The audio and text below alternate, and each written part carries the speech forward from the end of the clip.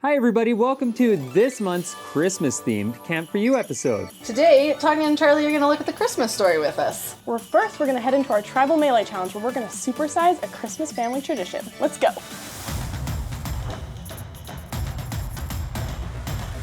All right, for today's Tribal Melee Challenge, we're doing a classic Christmas activity. We're building life-size gingerbread houses! Oh. But we're not gonna be able to eat them, but we're gonna take 30 minutes to build them out of all the things that we find, and then we're actually gonna be judging each other's and giving each other points. So it's about to get merry in here. Are you ready? Get to go! Josh, come on! All right, well, we're gonna start here. We gotta put up our walls. We're putting 4 walls, a roof, and a chimney. That is the goal where we're starting. Jesse, do you want to start cutting out the logs? Come on. You got it. What's the game plan here, Megan? A classic gingerbread house. Classic. It's gonna be pretty cutesy, I would imagine. With a little surprise, I think. A little twist. Yeah. Twist it. We're going for a log cabin so that it goes like this on either side. On the corners. It's the log. Yeah.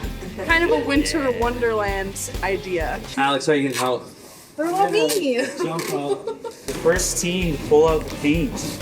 Yes. Yeah. Okay, it might come back and bite us, but we figured we'd start early. Look at this. Whoa, window! Whoa. Almost there. Come on. So Jesse, 6 minutes in with no walls. How you doing? You know what, Joel? I'm doing my very best right now. I'm just. Feeling good. Okay. Door. The window is the same size as the door, so we can jump out of windows and doors.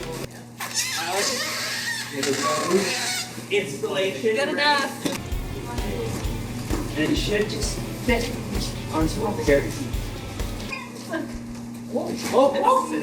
This tablecloth on top, so we have a snowy roof. Then I'm gonna use some of the greenery for the front of the house to kind of create a greenery along the roof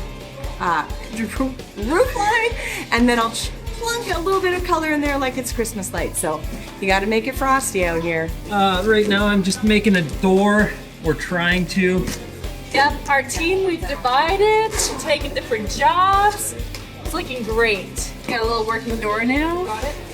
Wow. It looks so good, Charlie. I am trying to untangle these lights so that I can put them around these windows here. I'm currently building a cardboard fire for our fireplace. The guys built our chimney, so this is the fireplace that's gonna go inside the house. We're putting the outside siding on. You know, it's really resistant tablecloth. We have a support that will in theory hold our roof up so that Megan doesn't need to. But it might just end up being emotional support for me. Well, our log cabin is not really looking loggy, but yeah, definitely looking like an outdoorsy cabin. Still on light duty, I'm trying to get to the very center of this where I can plug it in, or else we have no lights. Oh no. Structurally, how do you think you guys are doing? All pretty skizzy. All right, we feel like with 4 minutes left, our house is solid, but we need to start making it look festive.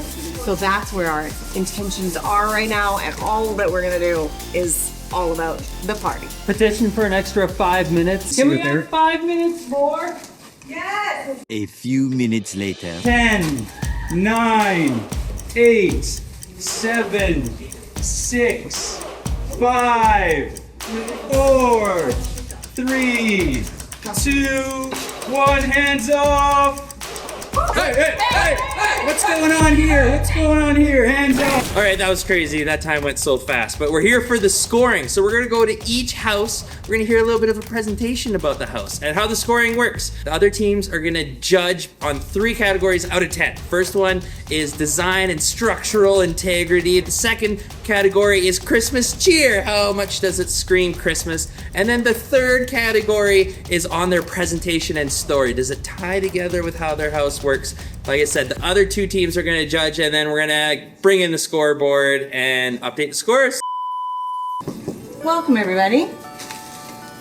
Welcome to Campy Christmas Caffeinated Cafe, where all things are nice and sweet and covered in chocolate and caramel and As you walk up, you can't help but be drawn to the irresistible scent of coffee and gingerbread. As you walk up, you will feel very comfortable and safe as you realize that everything is reinforced with lots and lots of not just cardboard, but also broomsticks. Vital. Okay. Where you'll be able to cozy up and light up a good cup of coffee.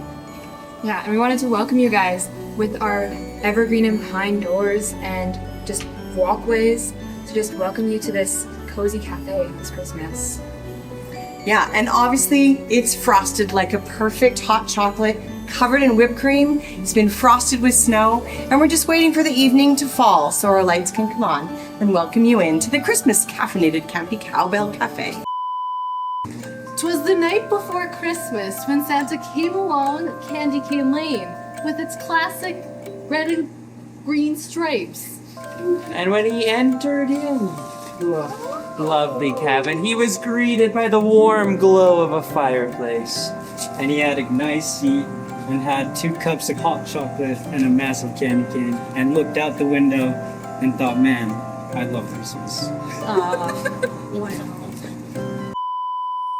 Welcome to our modern take on a log cabin. It's a little mid-century modern with the flat roof, but the coziness of the log cabin.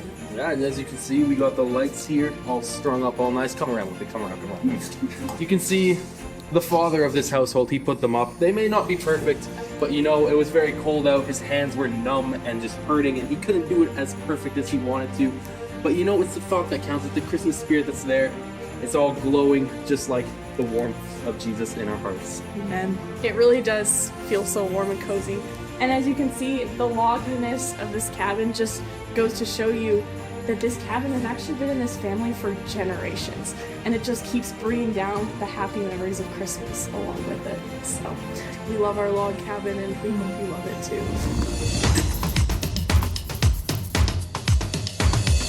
We gave the Campy Caffeinated Cowbells a 7 out of 10 for their story. Yeah, we also gave it a 7 out of 10 for the story. All right, for structural design, we gave it an 8 out of 10. Yeah, so we gave their structure design a 7 out of 10. And for Christmas cheer, we gave it a 7. We went a little lower on the Christmas cheer. We gave it a 5 out of 10. For Up the Creek's cabin story, we gave it a 7. Well, we bought into the story a little bit more. They had us right in there, and we gave them a 10 out of 10 for their story. Structure and design was solid. Feels like this thing won't fall over. We gave it a 7. We felt a little different. We noticed it kind of shook while we opened the door, so we gave it a 6. For Christmas cheer, we gave them a 6.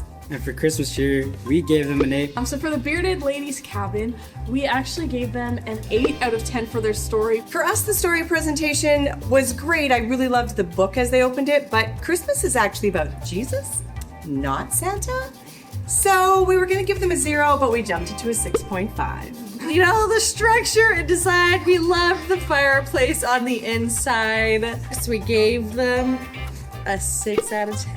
Yeah, for the structure, we gave it a 7. Yeah, for the Christmas theme, we actually gave them a 7 out of 10 for the Christmas. Yeah, we just thought it was great. Christmas cheer for us, we love it, so we gave it an 8 out of 10. Hi, welcome to the scoreboard. We're gonna add all the points together, see where we landed. Unfortunately, the Cowbells came in third, which brings our total to 1,169.5 points. And the Bearded Ladies came in second place, which means our new total is 1,421 points. Oh, I missed crossing. Oh, okay.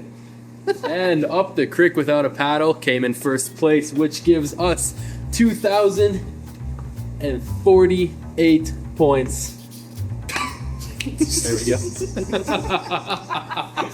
What does that say?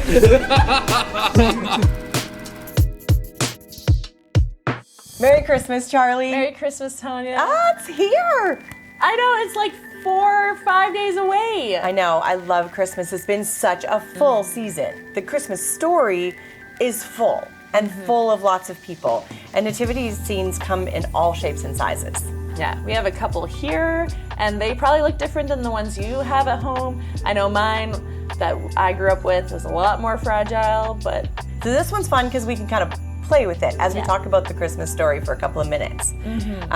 So I'm gonna start with a couple people on this side. So these are the kings or the wise men who follow a star and actually kind of join the Christmas story actually well after Christmas. But they're a neat part of this story because they bring presents. And these really important presents that, although to a baby seem really strange, but are really important to this bigger story. And so at our house, we do presents in stockings, and that's so fun. But they didn't have stockings. They had They got sandals on. they do. So so these are the kings. And so let's talk about who else is next. Yeah, because they come a little bit later, but who comes the night of Jesus' birth is not who people would have expected. Yeah. We got shepherds, they're out in a field, their sheep are sleeping. I have a sheep farm, or my parents do, and so we really understand like that quietness and peacefulness once everyone's settled down. But then there's a bright light, and there is not just one angel, but a whole host of them. So like many. A ginormous choir, and they're singing praises to God, and they tell this great news of a baby who's been born that these shepherds need to go and see. And they don't gather all their sheep up, they leave them there and they run and they so see wild. baby Jesus. And then their job after that is to go and tell everyone about this baby who's been born, who's gonna be king. Yeah, they must have been like so scared and excited. Yeah. It's kind of like Christmas morning where we're like, what's gonna happen? But that would have been wild. All right, so there's not very many people left here in our nativity scene, but I'm gonna talk about these two. This is Mary and Joseph, super important in the story. They found themselves in Bethlehem, journeyed there, being obedient, knew that they were important in the story, that they were living, but didn't really know exactly what was going to happen. But they find themselves here in a dark corner in Bethlehem, and they have a baby boy, that's amazing. My daughter's having a baby boy this December, so it's not quite the same, but I'm pretty excited about it. They must have been so excited, and then also just curious on what was just happening and how it was going to play out. And so we're going to sweep these guys away now too. And then we have baby Jesus left. And just like you're saying of the like wonder of a new baby, and you can't help but wonder who they're going to be, who they're going to become. But when we read this story, God has told Mary and Joseph that Jesus is going to be the King of Kings. He is going to be the leader of all and direct us to God. And He is God. It's that amazing, wonderful, hard to understand piece of who Jesus is. Yeah, and it's this central piece. This is the middle of the story. It's what the story is all about. And at camp, we often say that the Bible is a big book full of little books, full of little stories that tell the big story about God and how much He loves us. And Jesus is the way that He has shown us how much He loves us. It's like love in our midst. And so as you step into these Christmas days, we wish you a Merry Christmas, and we hope that Jesus is what you see and that you know He loves you. Merry Christmas, everybody.